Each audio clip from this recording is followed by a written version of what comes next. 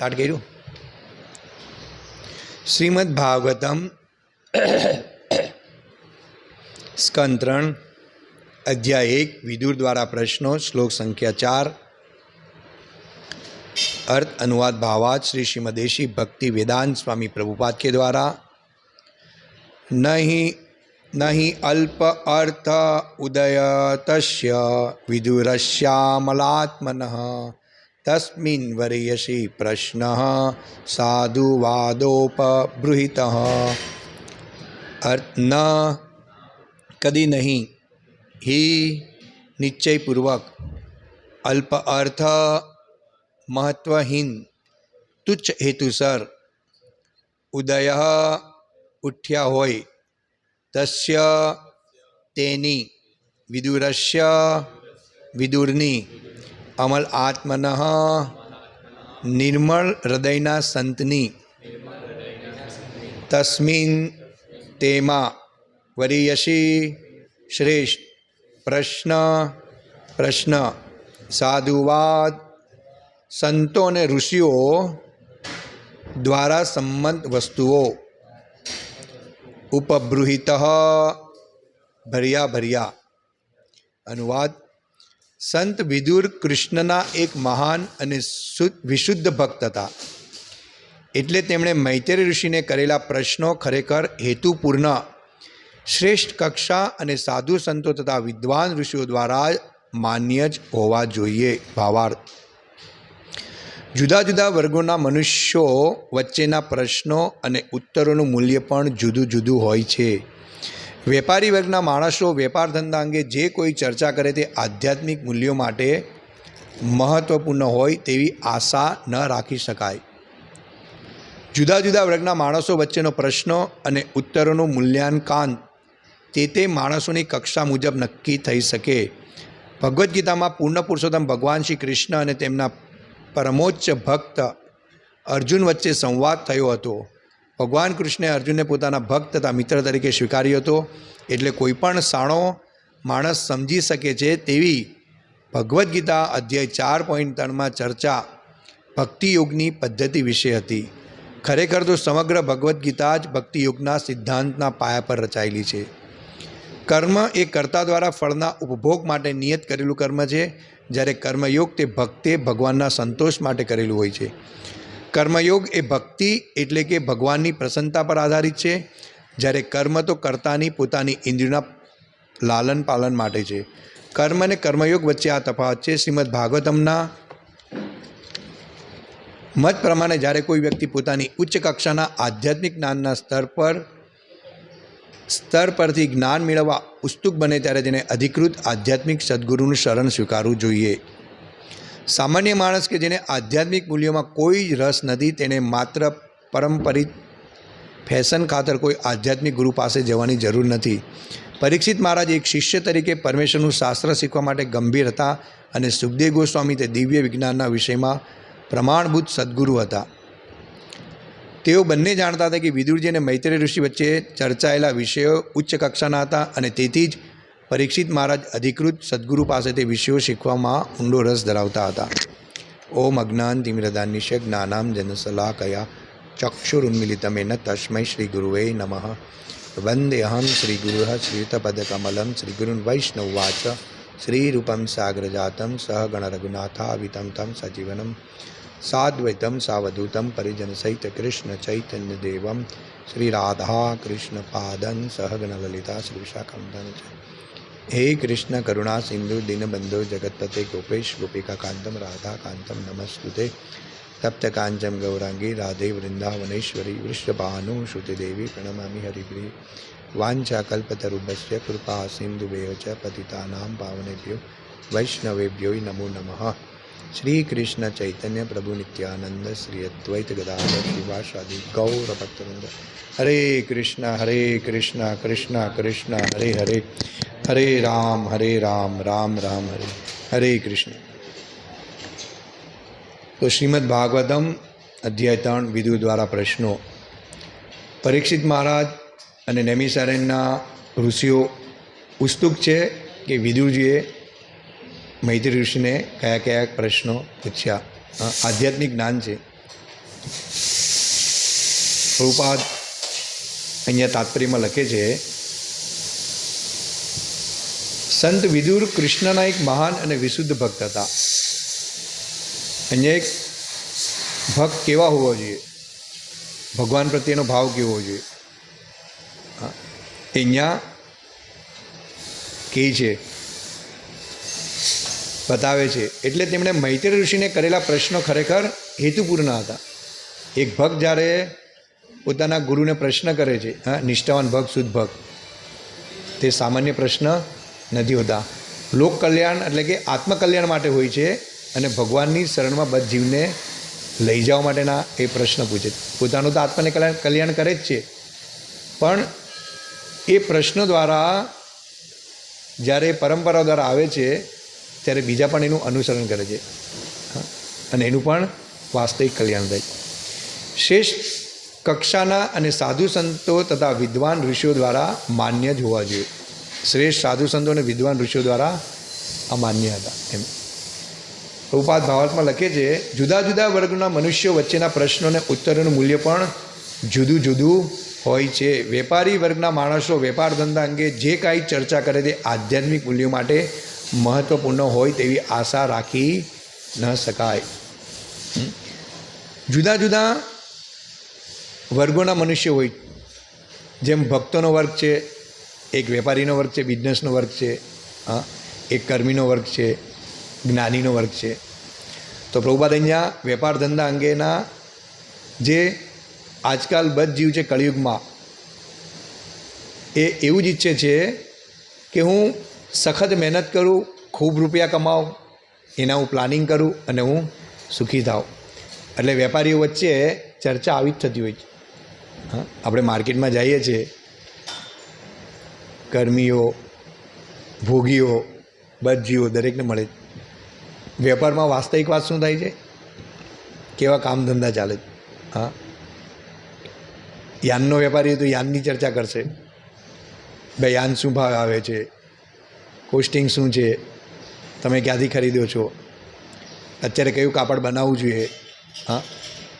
સ્ટીલનો વેપારી હોય, વાસણવાળો તો એ રીતે વાત કરે કે ભાઈ અત્યારે કેટલા વાસણો લેવા જોઈએ, કઈ પ્રોડક્ટ ચાલે છે, કંઈક નવું શું લાવે.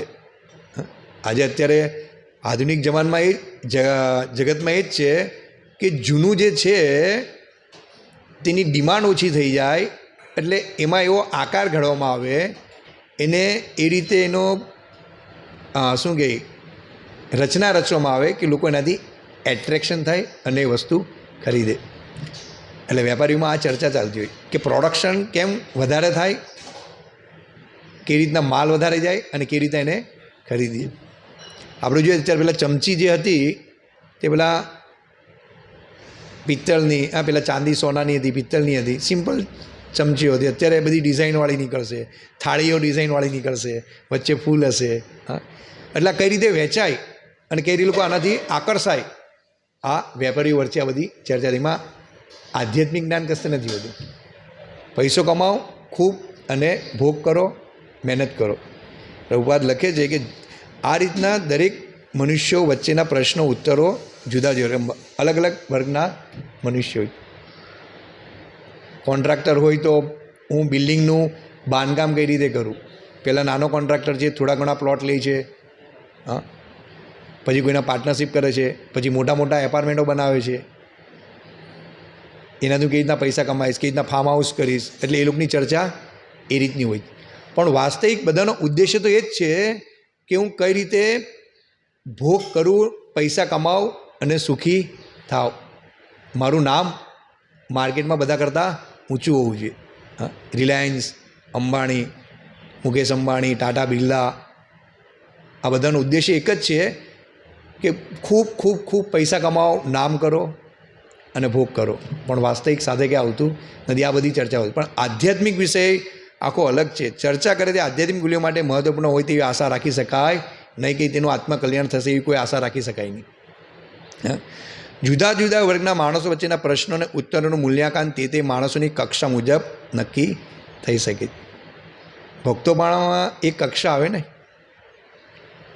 ભક્તો પણ ચર્ચા કરે ભક્તિમાં આપણે આવ્યા તો આપણે જોઈએ છીએ કે આપણે પહેલાં પોઝિશન શું હતી, પહેલાં આપણું સ્થળ એટલે કે લેવલ શું હતું.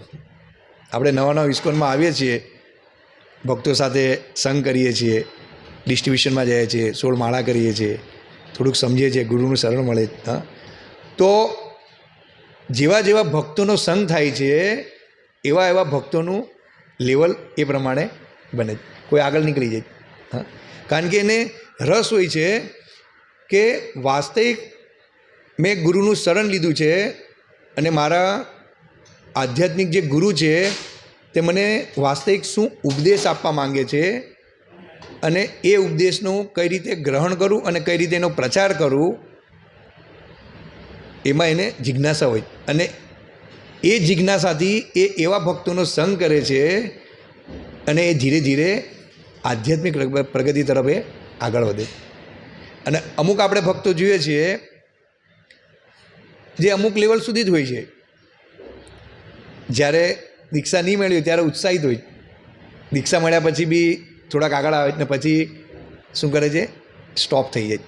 માયા એવો પ્રભાવ નાખે છે કે બહુ આગળ વધવાની જરૂર નથી, સેવા કરવાની જરૂર નથી. હવે ઘરમાં પણ ધ્યાન, ઘરમાં પરિવારમાં ધ્યાન આપવું જરૂર છે એવું નથી, પણ પરિવારમાં ધ્યાન આપ્યા પછી જે ભક્તોના સંગમાં રહીને આગળ પ્રગતિ કરવી જોઈએ તે કરી શકતા નથી. કેમ? કારણ કે જે ગુરુનો ઉપદેશ છે એ આપણને શિક્ષા ગુરુ દ્વારા, સિનિયર ભક્તો દ્વારા આપણા સુધી પહોંચે અને ડાયરેક્ટ પણ આપણે વાણી દ્વારા ગુરુનો સંદેશ ગ્રહણ કરી શકીએ. પણ એમાં ગુરુ શું કહેવા માંગે છે આપણા આત્ય કલ્યાણ માટે, આત્મા કલ્યાણ માટે, તે આપણે ધ્યાનથી સાંભળવું જોઈએ. ગુરુ કોઈ સામાન્ય વ્યક્તિ નથી, ભગવાનના પ્રતિનિધિ છે. અને આ કળિયુગમાં આપણને આ બ્રહ્મ મધ્વ ગૌડીય સંપ્રદાય, જેમાં સાક્ષાત ભગવાન ચૈતન્ય મહાપ્રભુ જે સ્વયં કૃષ્ણ છે એના સંપ્રદાયમાં આપણને આ સ્થાન મળ્યું છે. અને આ પ્રભુપાદના શિષ્યો જે દિવ્ય વાણી આપણને કહે છે તે કોઈ સાધારણ વાણી નથી. પણ આપણે આ માયાના પ્રભાવને લીધે શું કરે છે, ભક્તો પર માયા પ્રભાવ નાખે છે. દરેક પર માયાના પ્રભાવ દરેક ભક્તો પર સરખો નથી પડતો. જે ભગવાનની શરણમાં છે અને હું શરીર નથી, આત્મા છું, અને મારો ઉદ્દેશ્ય છે કે હું ભૌતિક જગતમાં આવ્યો છું અને મારો એક જ કાર્ય છે કે હું કૃષ્ણને કઈ રીતે પ્રસન્ન કરું અને દરેક ક્ષણ કૃષ્ણનો કઈ રીતે અનુભવ કરું. જે પણ મને મળે છે, ભગવાન જેમ કે મમે વાંશ જીવ કે ભગવાન અંશ છે, હા, તો આને કઈ રીતે હું ભગવાનની શરણમાં લઈ જાઉં, હંમેશા આ ચિંતન કરતા હોય. અને કઈ રીતે બધ જીવને હું લાવું. અને આ બધી સેવાઓ જે છે તે આપણને કૃષ્ણ તરફ આગળ વધારે. દરેક ક્ષણે આપણને કૃષ્ણનું ચિંતન થાય, શ્રવણ થાય, મનન થાય. હા, આપણી મતિ રતિ હંમેશા કૃષ્ણમાં લાગી રહે. તો આ રીતે જે પણ આપણા આધ્યાત્મિક ગુરુ છે, ભલે આપણે એનો વપુ સેવા નથી કરી શકતા, પણ વાણી સેવા દ્વારા આપણે એનો સંગ કરી શકીએ અને રિયલાઇઝ કરી શકીએ. પ્રભુપાદ આપણી વચ્ચે ત્યારે નથી, પણ પ્રભુપાદ કે મારા પુસ્તકોમાં હું હાજર છું, જે મેં અહીંયા પ્રભુપાદ કહી છે. અને આ શ્લોક દ્વારા આપણે અનુભવ કરી શકીએ કે ગુરુ, આધ્યાત્મિક ગુરુનું કેટલું મહત્ત્વ છે. હા, અને ગામ ચર્ચા આપણને બાય ડિફોલ્ટ મળી રહી છે, એ કોઈ કરવાની જરૂર નથી. આપણે નીચે જશું કાં માર્કેટમાં જશું, આપણે ડિસ્ટ્રીબ્યુશન કરવા જાય આપણે જોઈએ છીએ લોકોની આ જ ચર્ચા હોય. વોટિંગ આવ્યો તો એના પ્રત્યે ચર્ચા હોય, ક્રિકેટ આવ્યો તો એના પ્રત્યે ચર્ચા હોય, વર્લ્ડ કપ આવ્યો તો એના પ્રત્યે ચર્ચા હોય, કશે ભૂકંપ થયો તો એના પ્રમાણે ચર્ચા ચાલતી હોય, કાં યુદ્ધ થયું તો એના પ્રમાણે ચર્ચા ચાલતી હોય. પણ એ ચર્ચામાં કોઈ એમ નહીં કહેશે કે આ લોકો કેટલા અજ્ઞાની છે કે એકબીજા પોતાના દેશ માટે લડી રહ્યા છે, પણ એમાં જે નાગરિક છે તે વગર મોતે વગર કારણે મરી રહ્યા. યુધિષ્ઠિર મહારાજના સમયમાં આવું નહીં હતું, યુદ્ધ થતું હતું, પણ રાજાઓ એક જગ્યા એ ચોઈસ કરતા હતા, હા, નિયુક્ત કરતા હતા, અને ત્યાં યુદ્ધ થતું હતું. એટલે જે રાજ્યમાં નાગરિકો હોય તેને કોઈ નુકસાન નહીં થતું હતું, એ રીતના મરતા નહીં હતા. પણ જે યુદ્ધમાં જે સૈનિકો હોય છે તે એકબીજાની હાનિ થતી હતી. તો એ યુદ્ધ પણ ધર્મ માટે થતું હતું કે આ સામેવાળો અધર્મી છે, નાસ્તિક છે, પાપી છે, તો એ પાપ વૃત્તિ વધે નહીં માટે થતું. પણ આજે શું થાય છે, બસ આ મારું, આ મારું, આ મારી જમીન લઈ લીધી. અને લોકો એના પર ચર્ચા કરે છે, પણ ભક્ત છે તે આ વિચાર કરે છે કે આ કેટલો અજ્ઞાની લોકો છે કે એક જરાક જમીન માટે આ લોકો લડી રહ્યા ને લોકોનું નુકસાન કરી રહ્યા, લોકોનું આત્મકલ્યાણનો હાસ કરી રહ્યા. આત્મનું જ્ઞાન કોઈ પણ કન્ટ્રી વધારે આપતી નથી. પહેલાં સાધુ અને બ્રાહ્મણો હતા જે રાજાના સલાહકાર હતા, અને રાજાઓ એ બ્રાહ્મણો અને સાધુની સલાહ લેતા હતા, અને એ રીતે રાજ્ય ચાલતું હતું. પણ આજે આ કળિયુગમાં બધું પોસિબલ નથી. કોઈને સલાહ લેવાની દરકાર જ નથી કે એ લોકોની સલાહ શું લેવી. હા, અમારે કંઈ અહીંયા દાદા છે જમીનના, મને કે હું ભક્તને જોઉં છું એમ કે બધા હાથમાં માળા લઈને કે 24 કલાક માળા લઈને જ ફર્યા કરતા છે એમ કે જ્યારે પણ જોતો તો કે આ ઘરનું પાલન કરે છે કે નથી કરતા. મેં કીધું બધાનું પાલન થાય જ ને. ભક્તોને સમય નથી હોતા, કોઈ નોકરીમાં હોય છે તો મૂડી કે કોઈ માળા બાકી રહી ગયા તો એ 2 માળા 3 માળા બાકી હોય તો બપોર ના કરે, કોઈ સાંજ ના કરે, પણ એના મુખ પર ભગવાનનું નામ હોય. એટલે એ પ્રમાણે પણ આ ભૌતિકતાવાદી ભોગીઓ કર્મીઓ આ રીતે ભક્તોને યાદ કરે કે હરે કૃષ્ણની માળા કરે. જો ભક્તોનો ભગવાન કેટલા દયાળુ છે અને ભક્તો પણ કેટલા દયાળુ છે કે જ્યાં પણ જાય છે તિલક કરીને તો એ ભગવાનનું સામેવાળાને સ્મરણ કરાય. આ રીતે ભક્તિ મળાય. પણ સ્કૂલમાં કોલેજોમાં જો એક ટેકો કરીને જશે તો ત્યાં પણ એમ કહેશે કે આ તમે કરીને નહીં આવો. તો સરકારે બી આના પર વિચાર કરવો જોઈએ કે આ તિલક કોઈ સામાન્ય વ્યક્તિ સામાન્ય નથી, આ સ્વયં ભગવાનનું સ્મરણ કરાવે. અહીંયા પ્રભુપાદ એ જ કહી કે મૈત્રેય ઋષિએ કરેલા પ્રશ્નો ખરેખર હેતુપૂર્ણ હતા. વિદુરજીએ જે પ્રશ્ન કર્યા કોઈ સામાન્ય નહીં હતા. એટલે આપણને જે પણ અહીંયા જ્ઞાન મળે છે સાધુ ગુરુ શાસ્ત્રો કોઈ સામાન્ય નથી. અને શ્રેષ્ઠ કક્ષાના વિદુરજી હતા. સાધુ સંતો દ્વારા ઋષિઓ દ્વારા માન્ય કરાયેલા પ્રશ્નો. કેટલું આ એકદમ હૃદયસ્પર્શી જ્ઞાન છે, આ કોઈ સાધારણ જ્ઞાન નથી. એટલે આ રીતના અનેક કક્ષાના લેવલના મનુષ્ય હોય છે, અને અલગ અલગ કક્ષાના ભક્તો પણ હોય. કનિષ્ઠ ભક્ત, મધ્યમ ભક્ત, ઉચ્ચ ભક્ત. એટલે ભક્તે વિચાર કરવો જોઈએ કે મનુષ્ય વર્ગ અલગ છે તો આપણે એની કરતાં ઉપર છે. એ સારી વાત છે કે કર્મી બદજીવ કરતાં ભક્ત ઉચ્ચ લેવલ પર છે, પણ એ સ્થિતિ પર એને ટકાવી નહીં રાખવી જોઈએ. પણ જે હું ભક્તોના સંઘમાં છું, હા, અને એમાં કોણ ઉચ્ચ લેવલ પર છે, કોણ ભગવાનની સાથે સેવામાં આદાન પ્રદાન કરી રહ્યા છે, કેટલો સમય ભગવાનને આપી રહ્યા છે, એ કેટલો આનંદ માણી રહ્યા છે, હું આ લેવલે ક્યારે પહોંચીશ, હા, હું ક્યારે મારી આ યોગ્યતા મારામાં આવશે ભગવાન, એમ. તો આ છે ભક્તના વિચાર. ભક્તનો વિચાર એ નહીં જોઈએ કે આપણે બધા જાય છે ડિસ્ટ્રીબ્યુશનમાં આની કરતાં આપણે સારા છે, પણ આપણો ઉદ્દેશ્ય એવો જોઈએ ભગવાનને પ્રસન્ન કરવાનો, અને આપણી જે સ્થિતિ છે એનાથી આ સ્થિતિ ઉપર લઈ જવાની, અને વધારે સમય આપણે ભગવાનને આપવાનો, આપણી દરેક ઇન્દ્રિયો. અહીંયા પ્રભુપાદ લખે છે ભગવદ્ ગીતામાં પૂર્ણ પુરુષોત્તમ ભગવાન શ્રી કૃષ્ણ અને તેમના પરમોચ્ચ ભક્ત અર્જુન વચ્ચે સંવાદ થયો હતો. ભગવાન કૃષ્ણે અર્જુનને પોતાના ભક્ત તથા મિત્ર તરીકે સ્વીકાર્યો હતો. એટલે કોઈ પણ સાચો માણસ સમજી શકે કે તેવી અહીંયા લખ્યું ભગવદ્ ગીતા 4.3માં ચર્ચા ભક્તિયોગની પદ્ધતિ વિશે હતી. દરેક પ્રશ્ન થયેલા હતા ભક્તિયોગ તરીકે થયેલા હતા. બરે કર્મયોગ છે, જ્ઞાનયોગ છે, ગીતાનો સાર છે, પણ વાસ્તવિક છે બધું ભક્તિ, ભગવાનને જાણવાની જ વિધિ છે. અને 4.3માં અહીંયા લખે છે સ એવાયમ મયા તે અધ યોગ પ્રોક્ત પુનારતન ભક્તો અસીમે સખા ચેતી રહસ્યમ હેતુ દુત્તમ. તે જ આ પ્રાચીન યોગ પરમેશ્વર સાથેના સંબંધનું વિજ્ઞાન આજે હું તને કહી રહ્યો છું. આ પ્રાચીન યોગ છે, એટલે ભગવદ્ ગીતા આજનું નથી. જો આ ચર્ચા ભક્તો વચ્ચે થાય છે, ગધે સે ગધા મિલે કરે લાતમ લાત, આ બધી કહેવત છે તે રીતની, અને સાચી વાત છે. કારણ કે તું મારો ભક્ત તથા મિત્ર છે ને તેથી આ વિજ્ઞાનના દિવ્ય રહસ્યને સમજી શકે. એટલે ભક્તો હોય તો જ આ દિવ્ય રહસ્ય સમજી શકે. ભક્ત થયા વગર દિવ્ય રહસ્ય સમજી નથી.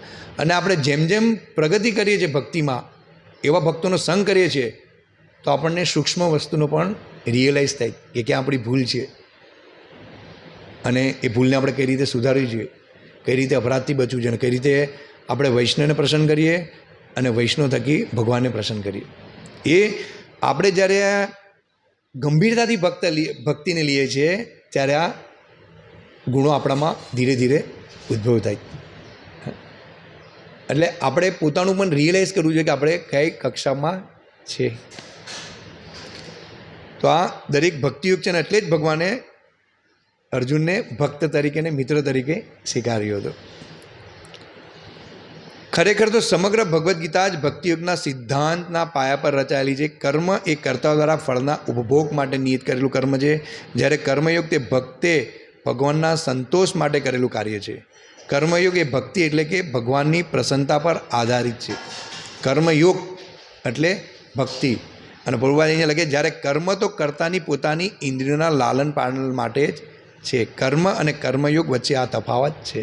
એટલે લોકો કે અમે કર્મ કરી રહ્યા છે, સારું કર્મ કરો, કોઈને નડો નહીં, મૂકો નહીં, તો આ પણ ભક્તિ છે. ના, એવું નથી. કર્મની એક બીજી વ્યાખ્યા આપી છે કે પોતાની ઇન્દ્રિય તૃપ્તિ માટે તમે કર્મ કરી રહ્યા. અને કર્મ સાથે યોગ લાગે છે. યોગ એટલે કે ભગવાન સાથે જોડું, જે આપણે આ સેમિનારમાં શીખી રહ્યા આગળ બનાવશે યોગ પદ્ધતિ. યોગ એટલે કે એક્સરસાઇઝ ઇત્યાદિ નથી, જેને ખોટી રીતે લોકો ભગવદ્ ગીતાના શ્લોક પ્રસ્તુત કરે છે. યોગ એટલે કે ધ્યાન ધરીને શરીરને સારું રાખો, એ યોગામાં આવ્યું નહીં. યોગ કર્મયોગ એટલે કે એવું કર્મ, કૃષ્ણ ભાવનામૃત કર્મ, જે આપણને ભગવાન સાથે જોડે.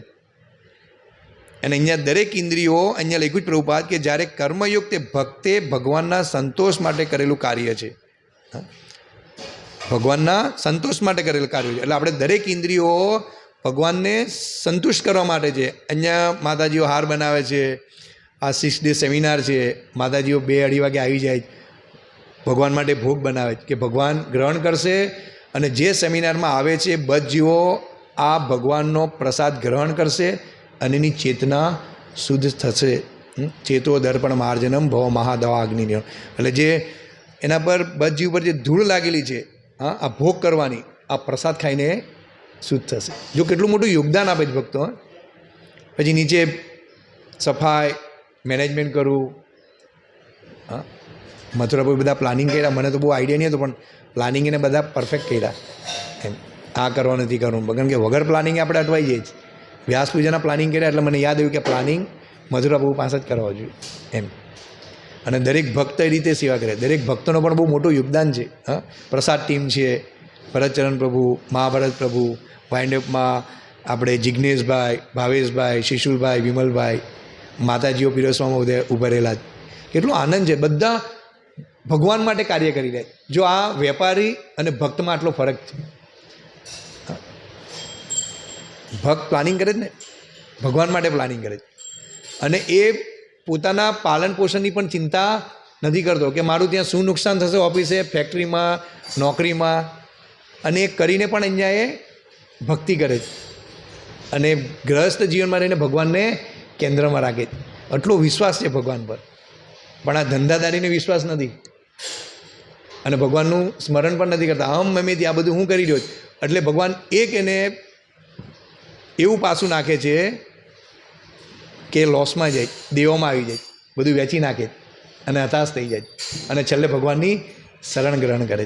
એટલે ભગવાન કહે છે કે મારી પાસે લાવવા માટે હું આ યોજના ઘડું છું, પણ લોકો નથી સમજી શકતા. પણ ભક્ત હંમેશા આ સમજે કે મારી પાસે કદાચ ચાલ્યું પણ જાય તો ભગવાન મને કંઈ સંદેશ આપી રહ્યા છે કે હું એના તરફ વધારે આકર્ષિત થાઉં. આહાર નિંદ્રા ભય મેચીને છે સામાન્ય પશુ બી નરામ.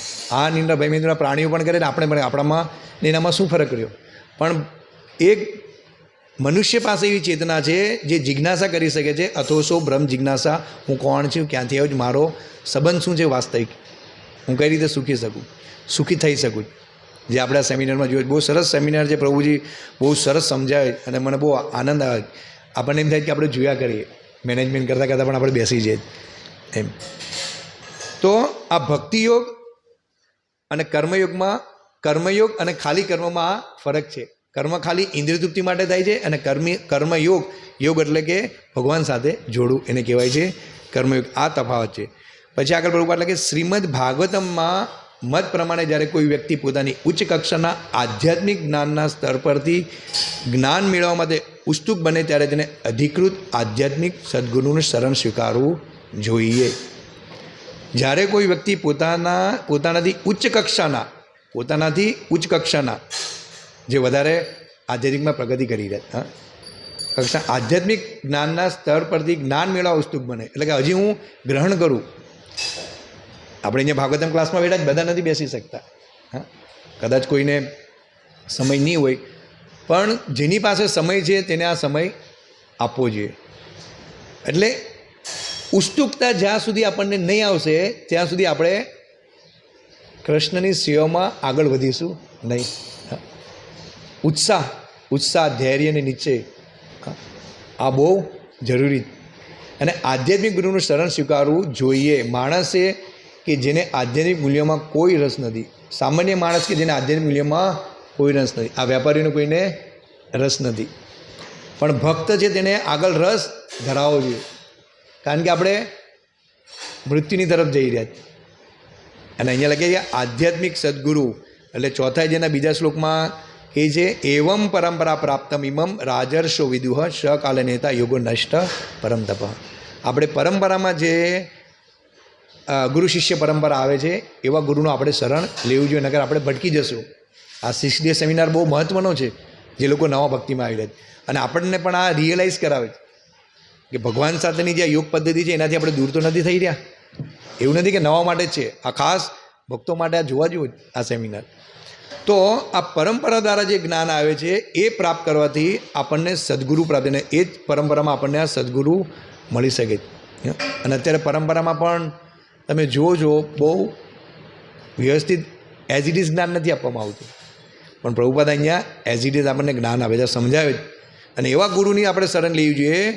અને ગુરુ પાસે તમે જાઓ છો તો આત્મકલ્યાણ માટે જવું જોઈએ, જે રીતના વિદુરજી મૈત્રેય ઋષિ પાસે ગયા અને બધા પ્રશ્નો પૂછે આત્મકલ્યાણ માટે, કે આ શરીર છોડ્યા પછી મારા આત્માનું કલ્યાણ હું કઈ રીતે કરું. હા, મન બુદ્ધિ અહંકારનું શરીર છે, સૂક્ષ્મ શરીર છે, આધ્યાત્મિક શરીર છે, તો આનું ભગવાન સાથે એને મળાવો કઈ રીતે. તો આ પ્રશ્ન નહીં કે ગુરુ પાસે જે અહીંયા વેપારીઓ ચર્ચા કરી રહ્યા કે હું દેવામાં આવી ગયો છું, ગુરુ મહારાજ કે આશીર્વાદ આપો, ઘરમાં પ્રોબ્લેમ છે. નહીં, આ તો તમારા પૂર્વજન્મના કર્મને હિસાબે તમે અત્યારે આ ભોગવી રહ્યા છો, અને અત્યારે તમે કર્મ કરી રહ્યા છો એનું ફળ અત્યારે પણ મળી શકે ને આવતા જન્મની તમે તૈયારી કરી રહ્યા. એક મકાન બનેલું છે, નવું મકાન આપણે તૈયારી કરી રહ્યા, અને જૂના મકાનમાં આપણે રહી રહ્યા, અત્યારે રહીએ છીએ. પણ જેવું નવું મકાન તૈયાર થાય છે એટલે જૂના મકાનમાંથી આપણે નીકળીને નવા મકાનમાં ચાલે. એ રીતના શરીરમાંથી જ્યારે આત્મા નીકળે છે ત્યારે જૂનું શરીર છોડીને નવું શરીર ધારણ કરે. એટલે આપણે રિયલાઇઝ કરવું જોઈએ કે હું અત્યારે જે કર્મ કરી રહ્યો છું વાસ્તવિક, અને ગુરુનું જે મેં શરણ લીધું છે અને ગુરુએ મને જે જવાબદારી આપી છે અને એમાં ઉન્નત થાવ, એ લેવલ પર પહોંચું, આત્મા લેવલ પર, કે બધા બદજીવને પણ હું લેવલ પર લાવું અને ભગવાનના ધામમાં એને લઈ જાઉં. મારો ઉદ્દેશ્ય આ જ હોવો જોઈએ, આનાથી વિશેષ મારો કોઈ ઉદ્દેશ્ય નહીં હોવો જોઈએ. નગર પુનરતિ જનનમ પુનરતિ મરણમ પુનરતિ જનની જઠરશયનમ. પાછા આપણે માના ગર્ભમાં આવશું, અને ત્યારે કયા યુગમાં હશું, અને આ કળિયુગમાં આપણે હજી જશું એટલે ધર્મનો હાસ થશે, તો આપણને શુદ્ધ ભક્તના સંગથી પણ આપણે વંચિત રહી જશું. અત્યારે પ્રભુપાદના શિષ્યો બહુ છે. પ્રભુપાદ કે મને લાખો કરોડો તારાની જરૂર નથી, એક ચંદ્રની જરૂર. હા, અને પ્રભુપાદના શિષ્યો જેમ અત્યારે ગોપાલ કૃષ્ણ ગોસ્વામી મહારાજે દેહ ત્યાગ કર્યો, તો આપણને આવું રિયલાઇઝ થાય કે આપણા વચ્ચેથી એક આધ્યાત્મિક ઉપદેશ આપનાર વ્યક્તિ ઓછા થઈ ગયા. ધીરે ધીરે બધા ચાલ્યા જશે, આપણને આ એના મુખેથી વાણી સાંભળવાની ક્યાં મળશે એમ. એટલે આપણને આ રીતે આ ભક્ત રિયલાઇઝ કરે, દુઃખ વ્યક્ત કરે કે અમારી વચ્ચેથી આ ચાલ્યા ગયા. કે એક વૈષ્ણવના દર્શન માત્રથી બધા પાપ ધોવાઈ જાય. તો કોઈ સાધારણ વ્યક્તિ નથી આ પ્રભુપાદના શિષ્ય. તો આપણે ભક્તિમાં બહુ ખાસ ધ્યાન રાખવા જેવું. આપણી પાસે આયુષ્ય બહુ ઓછું, અને આ સદગુરુનું આ જ મહત્ત્વ છે કે આપણું આત્માનું કલ્યાણ કરે. ને આવા ગુરુનું આપણે શરણ લેવું જોઈએ. માણસે, સામાન્ય માણસ કે જેને આધ્યાત્મિક મૂલ્યમાં કોઈ રસ નથી, તેને માત્ર પારંપરિક ફેશન ખાતર કોઈ આધ્યાત્મિક ગુરુ પાસે જવાની જરૂર નથી. ફેશન તરીકે આપણે ગુરુ સ્વીકારવા જોઈએ નહીં. પ્રભુપાદ અહીંયા તાત્પર્ય લગે છે. એટલે જે શરણાગત થયા છે અને જે દીક્ષા લેવા ગયા, દીક્ષા લઈ રહ્યા છે, એને આ બહુ ખાસ ધ્યાન રાખવું છે કે હું ગુરુ કરી લઉં, એક ગુરુ થઈ જાય, 16 માળા કરીશ, 4 નિયમનું પાલન કરીશ, સાચી વાત છે. પણ ઉદ્દેશ્ય ખાલી એ નહીં હોવો જોઈએ. ઉદ્દેશ્ય એવો જોઈએ કે જેટલું થાય એટલું ગુરુના આદેશોનું પાલન કરવાનો પ્રયાસ કરું. ગ્રહસ્થ જીવનમાં છે, પણ પ્રયાસ કરવો જોઈએ કે જેથી કરીને આપણે ગુરુને પ્રસન્ન કરી શકીએ. ગુરુ ભગવાનના પાર્ષદ છે ને એ રીતે આપણે ભગવાનને પ્રસન્ન કરી શકીએ. માતાઓ પણ હોય છે, પ્રચારમાં નથી આવી શકતા, પણ ચર્ચા એવી આજુબાજુ થવી જોઈએ, ઘરની આજુબાજુ જ્યાં ભેગા થાય ત્યાં, કે બીજા માતાઓ પણ એને જોઈને, એનું આચરણ જોઈને ભક્તિમાં આવી શકે. આ પણ પ્રચાર છે એમ. અને આપણે જોઈએ આપણા દરેક માતાજીઓ સાડી પર હોય છે, માથે ઓઢેલું હોય છે, તિલક કરેલું હોય છે, જોઈને એને લોકો આકર્ષિત થાય કે અમે પણ ભક્તિમાં આવીએ. તો આ રીતે આપણે ફેશન તરીકે ગુરુ સ્વીકારવો જોઈએ નહીં. એક જવાબદારી છે, કારણ કે એક શિષ્ય જરાક પણ કંઈ પાપ વૃત્તિ કે અપરાધ કરી નાખે છે તેનું પાપ ગુરુએ લેવું પડે. હાલાંકિ ગુરુએ લેવલ પર હોતા નથી, આત્મા લેવલ પર હોય છે, પણ શિષ્ય ખાસ ધ્યાન રાખવા જોઈએ. પરીક્ષિત મહારાજ એક શિષ્ય તરીકે પરમેશ્વરનું શાસ્ત્ર શીખવા માટે ગંભીર હતા. પરીક્ષિત મહારાજ ગંભીર હતા. અને સુખદેવ ગોસ્વામી તે દિવ્ય જ્ઞાનના વિષયમાં પ્રમાણભૂત સદગુરુ હતા. પરીક્ષિત મહારાજને ખબર હતા કે આ સુખદેવ ગોસ્વામી મહારાજ કોઈ સામાન્ય વ્યક્તિ નથી. જેમ આગળના શ્લોકમાં આપણે જોયું, સંત શિરોમણી, જે સ્વયં આંખ બંધ કરે બધું એને કંઠસ્થ હોય છે અને હંમેશા ભગવાનમાં ધ્યાનમાં હોય. તમે જો સુખદેવ ગોસ્વામી મહારાજ નિર્વસ્ત્ર હોઈને જાય છે, તો જે સરોવરમાં સ્ત્રીઓ સ્નાન કરતી હોય છે, તો તેને સુખદેવ ગોસ્વામી મહારાજ જાય તો એવી લજ્જા નથી આવતી, કારણ કે એને ખબર છે કે આને સ્ત્રીને પુરુષનો ભેદ જ ખબર નથી, આત્મા લેવલ પર છે. પણ વ્યાસદેવ જાય તો તરત જ વસ્ત્ર ઢાંકી લે. તો આ સંત શિરોમણી એટલે પરીક્ષિત મહારાજ જાણતા હતા કે આ કોઈ સામાન્ય વ્યક્તિ નથી. એ રીતના ગુરુનું શરણ લેતા પહેલાં બધાએ 100 વાર વિચાર કરવો જોઈએ.